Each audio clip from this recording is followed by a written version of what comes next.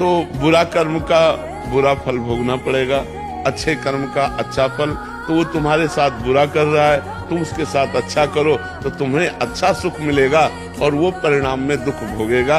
ये सिद्धांत है। और लड़ाई झगड़ा करोगे तो जैसे वो अपराधी वैसे आप अपराध कर रहे, तो फिर उसको दंड भगवान क्यों देंगे। एक रमा नाम की एक लड़की थी, उसकी शादी हुई बड़े अच्छे घर में। जिस घर में शादी हुई वहां भी ठाकुर जी के और राधा रानी के भक्त थे सब। एक दिन पता लगा कि मोहल्ले की सारी जो महिलाएं हैं बरसाना जा रही है।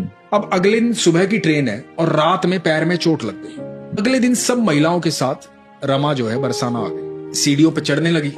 सब महिलाएं थोड़ा सा आगे चली गई, पैर में चोट लगी थी, थोड़ा धीरे धीरे चला जा रहा था। जब कुछ एक सीढ़ियां चढ़ गई तो एक बड़ी सुंदर सी कन्या आई। उसने कहा, मैया चलो मैं सहारा देती हूं, मैं चढ़ा देती हूं आपको, मैं ले चलती हूं अटारी तक। रमा ने कहा कि ठीक है बेटा।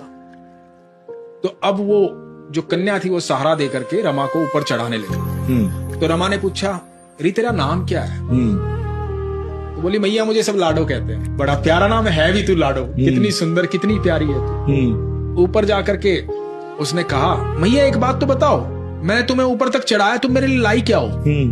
तो रमा के पास कुछ चूड़ियां थी, पाजेब थी। सोचा छोटी बच्ची है, पहनेगी सुंदर लगेगी, उसको दे दी। बोले, मैया ये तो श्रृंगार का सामान है, ये तो अधूरा है। माँ ने कहा कि बेटा कल फिर आऊंगी, अब मैं सारा आज दे दूंगी तो कल मुझे कौन चढ़ाएगा ऊपर? कल सुबह मिलना तू मुझे।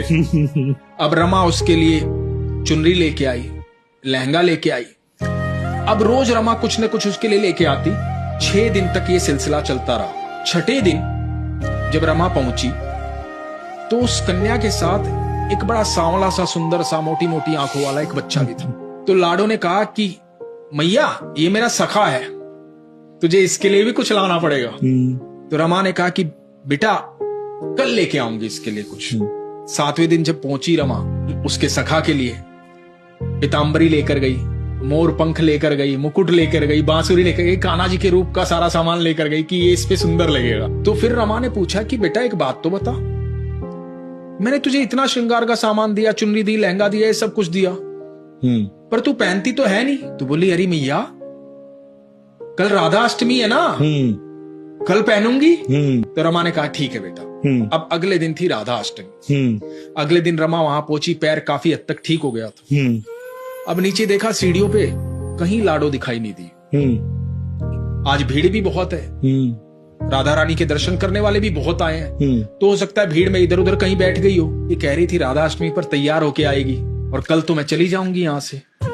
ये सोच के मंदिर के अंदर जाके भीड़ को चीरती हुई जब आगे पहुंची, देखा वहां पर्दा हुआ।